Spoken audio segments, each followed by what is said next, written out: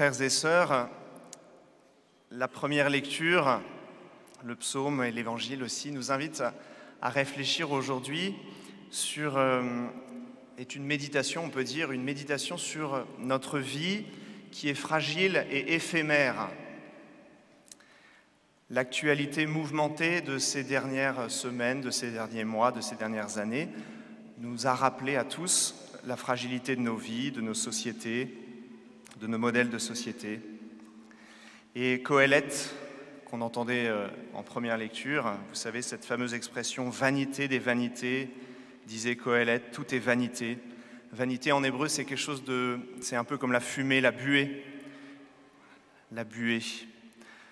Et alors, dans la première lecture, il nous disait finalement, un homme travaille toute sa vie, et puis finalement, à la fin de sa vie, il meurt. Que reste-t-il de sa vie ? Que reste-t-il de nos vies ? Le psaume, prenez une autre image, il nous dit, d'une certaine manière, nous sommes comme un brin d'herbe changeant. Le matin, ce brin d'herbe fleurit, et puis le soir, il est fané, desséché. Apprends-nous la vraie mesure de nos jours, avons-nous encore entendu dans le psaume. Et puis dans l'évangile, il y a cet homme qui est un propriétaire terrien, qui fait de bonnes récoltes. Et puis il est riche, son domaine a bien rapporté, mais il n'a pas assez de place pour mettre tout son grain. Les silos sont pleins, les greniers sont pleins. Voilà ce que je vais faire, je vais démolir mes greniers, j'en construirai de plus grands, j'y mettrai tout mon blé et tous mes biens. Je vais jouir de la vie, me reposer, etc. Et le Seigneur lui dit, mais tu es un insensé, tu es fou. Cette nuit même, je te redemande ta vie et ton bien, qui l'aura ? Alors nous sommes invités à méditer aujourd'hui peut-être sur cette fragilité de nos vies qui passe. Ces lectures me rappelaient une histoire qu'on m'a racontée dans mon ancienne paroisse. C'est l'homélie la plus brève et la plus percutante que j'ai jamais entendue. Elle tient en 3 phrases. Donc l'histoire se passe dans un petit village à Joué-en-Charny. C'est un petit village dans la Sarthe, à la bordure de la Mayenne. Et puis c'est une ancienne du village, une vieille paroissienne qui me l'a raconté. Et elle m'a raconté cela quand elle était enfant. Elle venait dans l'église de son village à Joué-en-Charny. Le prêtre était un prêtre irlandais, le père Cunningham. Et le prêtre, plusieurs fois, a fait cette homélie, que je vous cite. Il montait en chaire, il y avait une chaire au milieu de l'église, et puis il regardait ses paroissiens, et il leur disait « Frères et sœurs, cette semaine, on a enterré Paulette. Qui sera le suivant ? Êtes-vous prêts ? » Et puis il redescendait.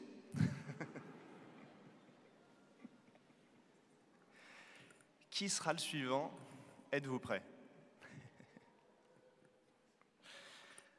Alors c'est une homélie percutante parce que 70 ans plus tard, la paroissienne s'en souvient toujours. Voilà.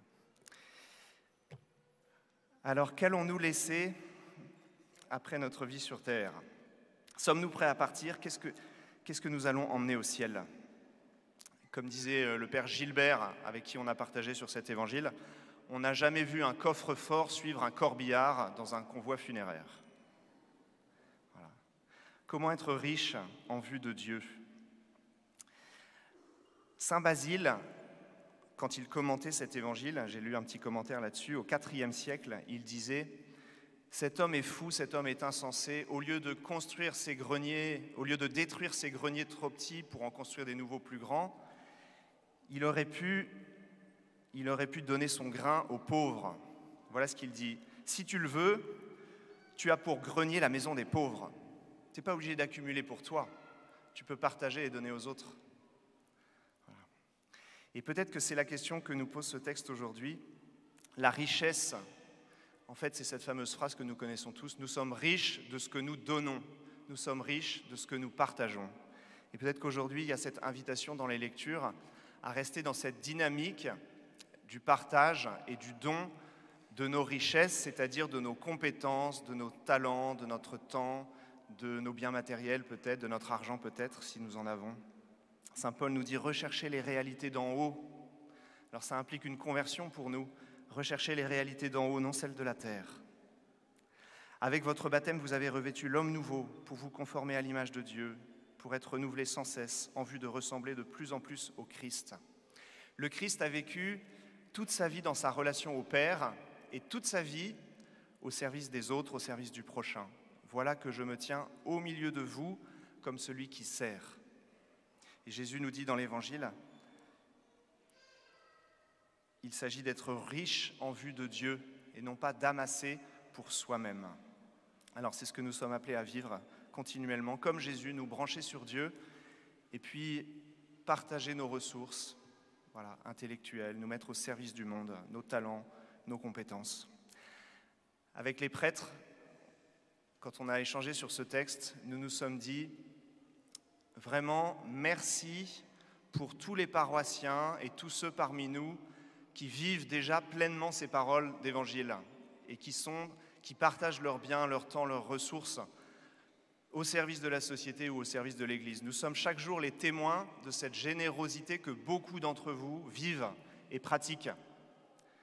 Alors je pense simplement au petit niveau de notre paroisse, on pourrait multiplier ça au niveau de la société, mais au petit niveau de notre paroisse, merci à tous ceux qui en ce moment se dévouent dans la paroisse pour les équipes baptême, pour les équipes mariage, les services cachés des sacristies. Merci pour aussi tous ceux qui font un travail important dans les équipes des funérailles, tous ces services aussi cachés pour que la paroisse fonctionne. Je pense aussi, et nous pensions au repas des prêtres. 3 fois par semaine, on a un bon repas qui arrive au presbytère, grâce à des paroissiens ou paroissiennes attentionnés, donc merci à eux. Donc merci à chacun pour tous les services, tout ce que vous donnez les uns et les autres pour la société, pour l'Église. Et nous allons maintenant venir puiser à la source de l'Eucharistie, l'énergie dont nous avons besoin pour bien faire tout ce que nous avons à faire, de manière joyeuse, en étant attentifs aux autres. Amen.